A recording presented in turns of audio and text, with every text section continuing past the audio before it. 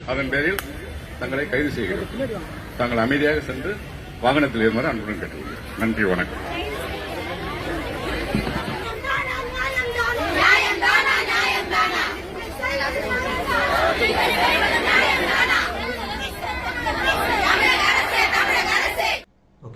தொடர்ந்து திமுக அரசாங்கம் இங்க இருக்கக்கூடிய செவிலியர்களையும் தூய்மை பணியாளர்களுக்கும் ஒரு ஓரக்கண்ணாலை பார்த்து வஞ்சிக்கிறது அப்படின்னு தான் நிதர்சனமான உண்மை. இங்க தூய்மை பணியாளர்கள் உங்ககிட்ட சோறை கேட்கல, அந்த சோறையும் குப்பை வண்டியில தள்ளிட்டு வந்து கொடுங்கன்னு கேட்கல. இந்த தூய்மை பணியாளர்கள் கேட்ட ஒரே விஷயம், நாங்கள் வாங்கல பழைய சம்பளத்தை எங்களுக்கு கொடுத்துருங்க, உன்னுடைய சோறு வேணா உன் மோறு வேணான்னு ரொம்ப தெளிவாக இருக்கிறாங்க. ஆனாலும் 150 நாளை கடந்து இங்கே இருக்கக்கூடிய தூய்மை பணியாளர்கள் போராட்ட களத்தை தொடர்ந்து நடத்துவதற்கு திமுக அரசாங்கம் அவர்களிடம் செவி சாய்க்கிறது தான் ஒரு காரணம்.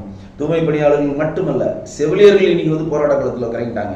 கொரோனா பீரியட்ல நீங்க தாமா தெய்வம், நீங்க தாமா கடவுள், நீங்க தாமா எங்க உயிரை காப்பாத்துறீங்க, நம்ம தன்னுடைய உயிரை துச்சம் மறந்து நமக்காக வேலை செஞ்ச செவிலியர்களுக்கு நாங்கள் பணி நிரந்தரம் செய்வோம், அவர்களுக்கான சம்பளத்தை உயர்த்தி தருவோம்னு சொன்னாரு இன்னைக்கு சுகாதாரத்துறை அமைச்சர் திரு மாசு அவர்கள். இன்றைக்கு கேட்டா என்ன சொல்றாரு?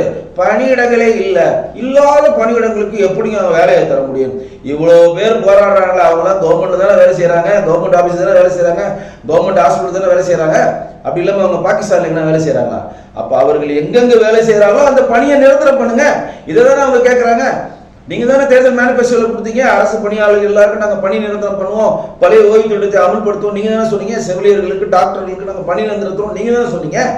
அப்ப நீங்க இப்ப என்ன கேக்குறீங்க? உங்களுக்கு வேகன்சி இல்லைன்றீங்க. வேகன்ட் இல்லாம இவ்வளவு பேர் போராட்டம் பண்ணி இவ்வளவு பேர் தமிழக அரசுடைய ஹாஸ்பிட்டல்ல வேலை செய்யாம இருக்கிறாங்க. யாரை ஏமாத்துற வேலை திமுக அரசு செஞ்சிட்டு இருக்கு?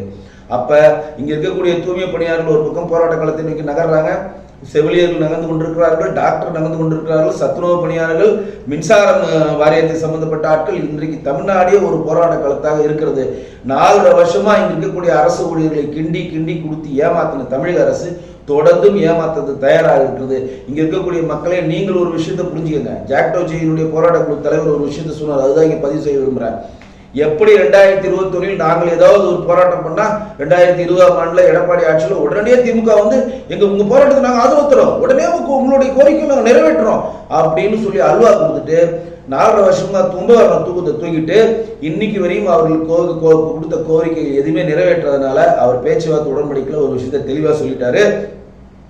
எப்படி போன முறை நாங்கள் உங்கள் அரசாங்கம் வருவதற்கு நாங்கள் பாடுபட்டோமோ, இந்த முறை திமுக எதிர்கட்சி வரிசையில் தான் அமரும், அதற்கேற்ற வேலையை எங்களுடைய அரசு ஊழியர்கள் எங்களுடைய ஜாக்டோஜி அமைப்பு செய்கின்றாரு. அது கண்டிப்பா நடக்கும்.